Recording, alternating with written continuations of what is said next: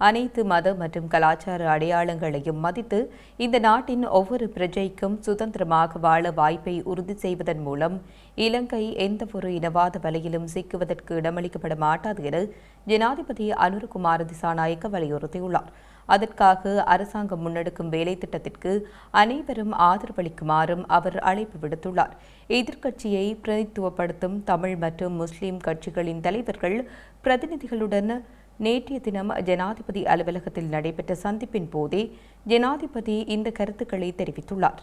சமூகங்களுக்கிடையில் புரிந்துணர்வை ஏற்படுத்துவதன் மூலம் நல்லிணக்கத்துடன் கூடிய இலங்கையை உருவாக்கும் தொலைநோக்கு பார்வையுடன் அனைத்து சமூகங்களையும் ஒன்றிணைத்து இந்த ஆண்டு டிசம்பரில் கொண்டாட திட்டமிடப்பட்டுள்ள இலங்கை தின நிகழ்ச்சி திட்டங்கள் குறித்து விளக்கமளிக்கவும் கருத்துக்கள் மற்றும் பரிந்துரைகளை பெற்றுக் கொள்ளவும் இந்த சந்திப்பு ஏற்பாடு செய்யப்பட்டதாக ஜனாதிபதி ஊடகப்பிரிவு தெரிவித்துள்ளது. அனைத்து இன மக்களையும் ஒன்றிணைத்து இந்த கொண்டாட்டம் ஏற்பாடு செய்யப்படுவதை இந்த கலந்துரையாடலில் கலந்து கொண்ட அனைத்து கட்சித் தலைவர்களும் பிரதிநிதிகளும் பாராட்டியதாக தெரிவிக்கப்பட்டுள்ளது. அத்துடன் ஜனாதிபதியின் வழிகாட்டு கீழ் செயற்படுத்தப்படும் போதைப்பொருள் அச்சுறுத்தலை தோற்கடிப்பதற்கான தேசிய செயற்பாடு மற்றும் தேசிய மத ஒற்றுமையை கட்டியெழுப்பும் வேலை திட்டம் ஆகியவற்றிற்கு நிபந்தனையின்றி தாம் ஆதரவளிப்பதாகவும் அவர்கள் வலியுறுத்தியதாக தெரிவிக்கப்பட்டுள்ளது. அரசியல் மத மற்றும் கலாச்சார பன்முகத்தன்மைக்கு அப்பால் அனைவரும் ஒரு பொதுவான தளத்தில் ஒன்றிணைந்து செயற்படக்கூடிய வகையில் இந்த பிரச்சினைகளையும் செயற்திட்டங்களையும் உருவாக்குமாறு ஏற்பாட்டுக்குழுவுக்கு ஜனாதிபதி அறிவுறுத்தினார். இந்த சந்திப்பில் புத்த சாசன சமய மற்றும் கலாச்சார அலுவல்கள் அமைச்சர் ஹினிதும சுனில் செனவி, பிரதி அமைச்சர்